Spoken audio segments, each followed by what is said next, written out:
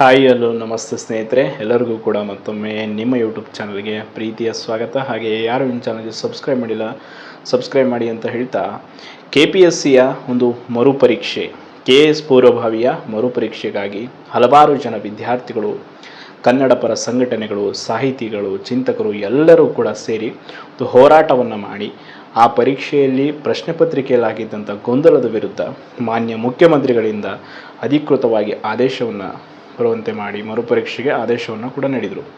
ಆದರೆ ಮಾನ್ಯ ಮುಖ್ಯಮಂತ್ರಿಗಳ ಆದೇಶ ನೀಡಿದರೂ ಕೂಡ KPSC ಇದುವರೆಗೂ ಕೂಡ ಯಾವುದೇ ಒಂದು ಪ್ರೆಸ್ ನೋಟನ್ನು ಕೂಡ ರಿಲೀಸ್ ಮಾಡಿ ಯಾಕೆ ಮರುಪರೀಕ್ಷೆಗೆ ಆದೇಶ ಬಂದಿದೆ, ಏನು ಈಗ ನಾವು ಮಾಡ್ತಕ್ಕಂಥ ಕ್ರಮ, ನೆಕ್ಸ್ಟ್ ಯಾವಾಗ ಪರೀಕ್ಷೆ ಮಾಡ್ತೀವಿ ಅಥವಾ ಪರೀಕ್ಷೆ ಮಾಡೋದಕ್ಕೆ ಏನೆಲ್ಲ ನಾವು ನೆಕ್ಸ್ಟು ಅಥವಾ ಕ್ರಮಗಳನ್ನು ಕೈಗೊಳ್ತೀವಿ ಅನ್ನೋದಿಲ್ಲ. ಆ್ಯಂಡ್ ಇದುವರೆಗೂ ಯಾವುದೇ ಅಧಿಕಾರಿಗಳ ಏನು ಅಮಾನತು ಕೂಡ ಅಥವಾ ಡಿಸ್ಮಿಸ್ ಕೂಡ ಆಗಿಲ್ಲ, ಯಾರೆಲ್ಲ ತಪ್ಪೆಸಗಿದ್ರು ಏನು.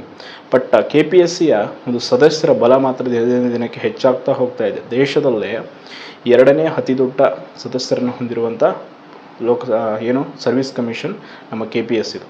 ಕೇರಳದ್ದು 18 ಜನ ಸದಸ್ಯರನ್ನು ಬಿಟ್ಟರೆ ನೆಕ್ಸ್ಟ್ 16 ಜನ ನಮ್ಮ KPSCದೇ ಇದ್ದಾರೆ. ಸೊ ಅಂತ UPSCಗೆ ಬರೀ 6 ಜನ ಸದಸ್ಯರು, ಒಬ್ಬರು ಅಧ್ಯಕ್ಷರಿದ್ದಾರೆ. ಇವರಿಗೆ ಸದಸ್ಯರನ್ನ ಇಟ್ಕೊಂಡು ಅವ್ರಿಗೊಂದು ಇನೋವಾ ಕ್ರಿಸ್ಟಾ ತಿಂಗಳಿಗೆ 2 ಲಕ್ಷ ಸ್ಯಾಲ್ರಿ ಕೊಡೋಕ್ಕೆ ಬರುತ್ತೆ. ವಿದ್ಯಾರ್ಥಿಗಳ ಭವಿಷ್ಯದ ಜೊತೆ ಆಟ ಆಡೋದನ್ನು ನಿಲ್ಲಿಸೋದಕ್ಕೆ ಒಬ್ಬ ಕಾಯಂ ಕಾರ್ಯದರ್ಶಿಯನ್ನು ನೇಮಕ ಮಾಡಿ ಭ್ರಷ್ಟಾಚಾರ ರಹಿತವಾಗಿ ಪರೀಕ್ಷೆಗಳನ್ನು ನಡೆಸೋದಕ್ಕೆ ಯಾಕೆ ಆಗ್ತಾ ಇಲ್ಲ. ಸೊ ಈಗ ಒಂದು ಇನ್ಸೈಡ್ ರಿಪೋರ್ಟ್ ಇದೆ, ಇದು ಎಷ್ಟರ ಮಟ್ಟಿಗೆ ಸತ್ಯ ಅಂತ ಗೊತ್ತಿಲ್ಲ. ಮರುಪರೀಕ್ಷೆಯನ್ನು ಮಾಡೋದಕ್ಕೆ KPSCಲಿ ಒಂದಿಷ್ಟು ಜನ ಸದಸ್ಯರ ವಿರೋಧ ಬರ್ತಾ ಇದೆಯಂತೆ. ಒಂದು ಸೀಮಿತ ಸಂಖ್ಯೆಯ ಸದಸ್ಯರು ಈಗ ಆಲ್ರೆಡಿ ಅವರು ಇಲ್ಲ, ಇದರಲ್ಲಿ ಏನೋ ಪ್ರಶ್ನೆ ಪತ್ರಿಕೆಯಲ್ಲಿ ಅಷ್ಟೊಂದು ತಪ್ಪಾಗಿಲ್ಲ, ನಾವು ಇದ್ರ ವಿರುದ್ಧ ನಾವೊಂದು ಸಮಿತಿ ಮಾಡಿ ವರದಿ ಕೊಟ್ಟು CM ಅವ್ರನ್ನ ಒಪ್ಪಿಸ್ತೀವಿ ಅಂತ ಏನೇನೋ ಮಾತುಕತೆ ನಡೀತಾ ಇದೆಯಂತೆ. ಅಂತೆ ಬಟ್ 100% ಶೋರ್ ಇಲ್ಲ. ಬಟ್ ಅದು ಖಂಡಿತವಾಗಿ ಆಗೋದಕ್ಕೆ ಸಾಧ್ಯವಿಲ್ಲ, ಅದನ್ನು ನಾವು ಬಿಡೋದಿಲ್ಲ. ಹಾಗೇನಾದರೂ ಅವ್ರು ಮಾಡ್ತಾರೆ ಅನ್ನೋದಾದರೆ ಈ ಬಾರಿಯ ಒಂದು ದೊಡ್ಡ ಹೋರಾಟಕ್ಕೆ ನಿಜವಾಗಲೂ KPSCಯ ಎಲ್ಲ ಒಂದು ವಿಷಯಗಳಲ್ಲೂ ಸುಧಾರಣೆ ಆಗೋ ರೀತಿ ಮಾಡಲೇಬೇಕು, ಅದಕ್ಕೆ ನಿಲ್ಲಲೇಬೇಕು. ವಿಶೇಷವಾಗಿ PC ಹೋಟಾ ಸಮಿತಿ, ಪೂರ್ಣಚಂದ್ರ ಹೋಟಾ ಅವರು ಕಳೆದ 2 ದಶಕಗಳ ಹಿಂದೆಯೇ ಮಾಜಿ KPSC ಅಧ್ಯಕ್ಷರವರು ಅವರೊಂದು ವರದಿಯನ್ನು ಕೊಟ್ಟು ಹೋಗಿದ್ದಾರೆ. ಏನೆಲ್ಲ ಸುಧಾರಣೆ ಆಗಬೇಕು KPSCಲಿ, ಯಾವುದೇ ಅಧ್ಯಕ್ಷರನ್ನು ನೇಮಕ ಮಾಡಬೇಕಾದ್ರೆ ಸಾರ್ವಜನಿಕರಿಂದ ಆಕ್ಷೇಪಣೆಗಳನ್ನು ತೆಗೆದುಕೊಂಡು ಅಧ್ಯಕ್ಷರನ್ನು ನೇಮಕ ಮಾಡಬೇಕು. ಸದಸ್ಯರ ಬಲವನ್ನು ಕೂಡ ಅಷ್ಟೇ. ಆ್ಯಂಡ್ ಇಂಟರ್ವ್ಯೂ ಬಗ್ಗೆ ಕೂಡ ಅವರು ತುಂಬ ಸ್ಪಷ್ಟವಾಗಿ ಉಲ್ಲೇಖ ಮಾಡಿ ಹೋಗಿದ್ದಾರೆ, ಯಾವ ರೀತಿ ಅಂಕಗಳನ್ನ ನೀಡಬೇಕು ಏನು ಅಂತ.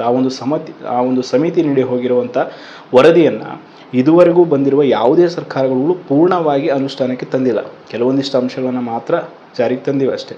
ಯಾಕೆ ಈ ವಿಚಾರ ಯಾವುದೇ ಸರ್ಕಾರ ಅಥವಾ KPSC ಈ ಬಗ್ಗೆ ನಿರ್ಲಕ್ಷ್ಯ ತೋರ್ತಾ ಇದೆ? ಮೊನ್ನೆ ಅಷ್ಟೇ ಗ್ರೂಪ್ ಎಕ್ಸಾಮ್ ಪೋಸ್ಟ್ಪೋನ್ ಆದ ನಂತರ ನೋಡಿರ್ತೀರ ನೀವು ಎಷ್ಟು ವಿದ್ಯಾರ್ಥಿಗಳು ಸಫರ್ ಆದರು ಅಂತ. ಈ KS ಎಕ್ಸಾಮ್ದು ಅಷ್ಟೇ. ಪ್ರತಿಯೊಂದು ಪರೀಕ್ಷೆಯಲ್ಲೂ ಕೂಡ ಇದೇ ರೀತಿ ಮುಂದುವರಿತಾ ಹೋದರೆ, ಇದು ಈಗಿಂದ ನಡೀತಾ ಇರೋದಲ್ಲ, ಕಳೆದ ಒಂದು ದಶಕದಿಂದ ಬರೀ KPSCಲಿ ಇದೇ ಕೆಲಸ ನಡ್ಕೊಂಡು ಬಂದಿದೆ. ಸೊ ಇದು ಯಾವಾಗ ಬದಲಾವಣೆ ಆಗೋದು? ಒಬ್ಬ ಭ್ರಷ್ಟ ಏನಾದರೂ ಅಧಿಕಾರಿ ಇದ್ದರೆ ಅದನ್ನು ತಮ್ಮ ಕೈಗೊಂಬೆ ಅಂತ ಇಟ್ಕೊಂಡು ಕೆಲಸ ಮಾಡಿಸ್ಕೊಳ್ಳೋದು. ಅದೇ ದಕ್ಷ ಅಧಿಕಾರಿ ಯಾರಾದರೂ KPSCಗೆ ಬಂದರೆ ಅವ್ರನ್ನ 2-3 ತಿಂಗಳಿಗೆ ಎತ್ತಂಗಡಿ ಮಾಡಿಸೋದು. ಕಳೆದ ಒಂದೇ ವರ್ಷದಲ್ಲಿ ಲತಾ ಕುಮಾರಿ ಮೇಡಮ್, ಕಿಶೋರ್ ಸರ್ ಎಲ್ಲರನ್ನೂ ಕೂಡ ಟ್ರಾನ್ಸ್ಫರ್ ಮಾಡಿಸಿ ಈಗ ರಾಕೇಶ್ ಕುಮಾರ್ ಅವ್ರನ್ನ ಇಟ್ಕೊಂಡಿದ್ದಾರೆ. ಖಂಡಿತವಾಗಿಯೂ KPSC ಮಾಡ್ತಾ ಇರುವಂಥ ಎಲ್ಲ ವಿಚಾರಗಳಲ್ಲಿ ಖಂಡಿತವಾಗಿ ಯಾವ ವಿದ್ಯಾರ್ಥಿಯ ಪರವಾಗಿ ಕೂಡ ಅವರು ಇಲ್ಲ ಅನ್ನೋದು ಸ್ಪಷ್ಟವಾಗಿ ಮೇಲ್ನೋಟಕ್ಕೆ ಕಾಣ್ತಾ ಇದೆ. ಖಂಡಿತವಾಗಿಯೂ ಈ ಅಕ್ಷಾ ಸಂಘಟನೆ ಏನೀಗ ಈ ಮರುಪರೀಕ್ಷೆ ಹೋರಾಟಕ್ಕೆ ನಿಂತಿತ್ತು, ಅದಕ್ಕಿಂತ ದೊಡ್ಡ ಮಟ್ಟದಲ್ಲಿ ಕಾಯಂ ಕಾರ್ಯದರ್ಶಿ ಆ್ಯಂಡ್ KPSCಯ PC ಹೋಟಾ ಸಮಿತಿಯ ಒಂದು ಏನು ವರದಿ ಅನುಷ್ಠಾನ ಆ್ಯಂಡ್ ಈ ಒಂದು ಎಲ್ಲ ಸುಧಾರಣೆಗಳು ಆಗಬೇಕು ಅಂತ ಹೋರಾಟಕ್ಕೆ ನಿಲ್ಲುತ್ತೆ. ಖಂಡಿತವಾಗಿಯೂ ಈ ವಿಷಯದಲ್ಲಿ ರಾಜಿ ಆಗೋದಿಲ್ಲ. ಈ ವಿಚಾರದ ಬಗ್ಗೆ ನಾನು ಬೆಳಗ್ಗೆ ಕಮ್ಯುನಿಟಿ ಪೋಸ್ಟರ್ ಹಾಕಿದ್ದೆ, ಈ ಬಗ್ಗೆ ಒಂದು ಮಾಹಿತಿಯನ್ನು ತಿಳಿಸ್ತೀನಿ ಅಂತ. ಸೊ ಅದಕ್ಕಾಗಿ ಈ ಮಾಹಿತಿಯನ್ನು ತಿಳಿಸ್ತಾ ಇದ್ದೀನಿ. ದಯವಿಟ್ಟು ಯಾರು ಕೂಡ ಪ್ಯಾನಿಕ್ ಆಗಬೇಡಿ KS ಆಸ್ಪಿರೆಂಟ್ಸ್, ಅದು ಏನೂ ಆಗಲ್ಲ. ಬಟ್ ಒಂದು ಇನ್ಸೈಡ್ ರಿಪೋರ್ಟ್ ಸಿಕ್ಕಿತ್ತು ಅಷ್ಟೇ, ಈ ರೀತಿ ಒಂದು ಮಾಹಿತಿ ಬಂದಿತ್ತು. ಬಟ್ ಅದು ಖಚಿತವಾಗಿ 100% ಅಂತ ಇಲ್ಲ. ಬಟ್ ದಯವಿಟ್ಟು ನೀವು ಯಾರು ಸಿದ್ಧತೆ ಮಾಡ್ತಿದ್ರೆ ಆರಾಮಾಗಿ ಸಿದ್ಧತೆ ಮಾಡ್ಕೊಳ್ಳಿ. ನಾವು ಡೇಟ್ ಬಗ್ಗೆ ಕೂಡ ಈಗ ಆಲ್ರೆಡಿ ಒಂದು ಟ್ವಿಟರ್ ಅಭಿಯಾನವನ್ನು ಮಾಡಿದ್ದೀವಿ. ನೋಡೋಣ, ಏನಾದರೂ ಒಂದು ಕ್ಲಾರಿಫಿಕೇಷನ್ಗೋಸ್ಕರ ನಾವು ಕೂಡ ಕಾಯ್ತಾ ಇದ್ದೀವಿ, ಅದು ಸಿಗಲಿ ಅಂತ. ಇಷ್ಟು ಸದ್ಯಕ್ಕೆ ಅಪ್ಡೇಟ್ ಇದೆ. KS ಎಕ್ಸಾಮ್ ಡೇಟ್ ಬಗ್ಗೆ ಕೇಳ್ತಾ ಇದ್ರಿ. ಡೇಟ್ ಕರೆಕ್ಟಾಗಿ ಏನಾದರೂ ಅವ್ರು ಎಕ್ಸಾಮ್ ಮಾಡ್ತೀವಿ ಅಂದರೆ ನವಂಬರ್ ತಿಂಗಳಲ್ಲಿ ಸಿಗುತ್ತೆ, ಅದಂದರೂ ಫಿಕ್ಸು. ಇಲ್ಲ ಅಂದರೆ ಮತ್ತೆ ಬೇರೆ ದಿನಾಂಕ ಏನಾದರೂ ನಿಗದಿ ಮಾಡ್ತಾರೆ, ನೋಡೋಣ. ಯಾರು ನಿಮ್ಮ ಚಾನಲ್ಗೆ ಸಬ್ಸ್ಕ್ರೈಬ್ ಮಾಡಿಲ್ಲ ಸಬ್ಸ್ಕ್ರೈಬ್ ಮಾಡಿ. ಧನ್ಯವಾದ.